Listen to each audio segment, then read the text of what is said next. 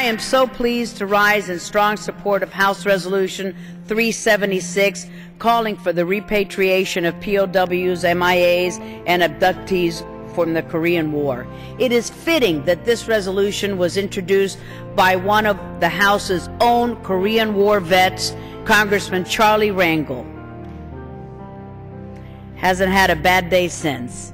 Mr. Rangel received a Purple Heart for the wounds he received in fighting his way out of an ambush by Chinese forces in sub-zero temperatures in the early months of the Korean War. Mr. Rangel also received a Bronze Star for his valor. Thank you, Mr. Speaker, and I rise in strong support of House Resolution 376, calling for the repatriation of POWs, MIAs, and abductees from the Korean War, and I'm going to yield to the sponsor of this legislation, the gentleman from New York, Mr. Rangel, himself a Korean War veteran, as our chairman has mentioned, 5 minutes to open the debate on this issue. As most of you know, in 1950, the communist North Koreans invaded the South Korea, crossing a line that Russia and the United States had settled in what they call the 38th parallel. We've had close to 2 million American soldiers, men and women, in Korea with allies and friends in the United Nations to stop this hostile communist, unwarranted takeover of South Korea. In that war, over 50,000 Americans was killed, double that number was wounded, and we had thousands of people that were just taken as prisoners of war, or they were missing in action. There was a time that the regime in North Korea was helping the State Department and the United States in finding where these bodies are located, and with some success. When you lose a loved one, at some point in time it has to come to closure.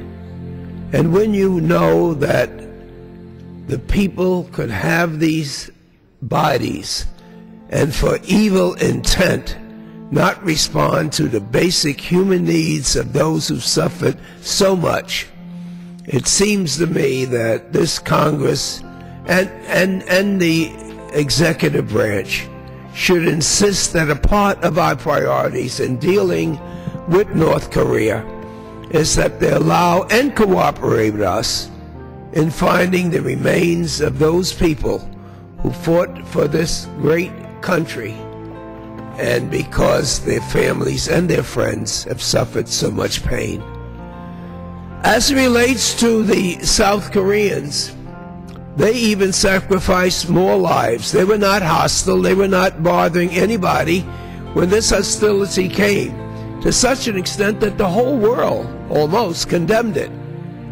And of course, the 2nd Infantry Division that I served in 1950 were the first to leave the United States to face the enemy, and joined with our allies who were able to drive them to the North Korean border with China.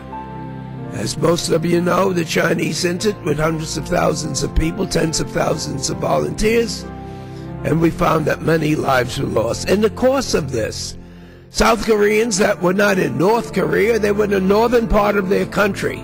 South Koreans that were captured, South Koreans that fought, South Koreans that were professors, workmen, and whatnot, were captured, held hostage, and the worst of all, separated from their families and friends. As I said, you can politically separate a country. You can draw an imaginary line on the map. But the truth of the matter is that the South Koreans have suffered long enough. They have really become our friends. They have become the sentinel of democracy in this part of the world. They've become one of our strongest trading partners, and we never have to ask them for help. They're always there. When Korea's in trouble, we will be there for them. When America's in trouble, we don't have to call on South Korea. And so I want to thank the committee members and this Congress and this nation not to forget our friends, and especially not to forget those who still mourn those who gave up their lives for their great countries, both South Korea and for the United States of America.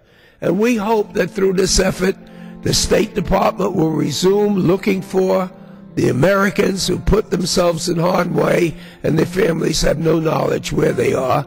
And we'd like to thank Miss Lee and all of the people who have come here to convince us that these families have to be reunited, and America will see that it is done. The Korean War, as we know, is often called the Forgotten War.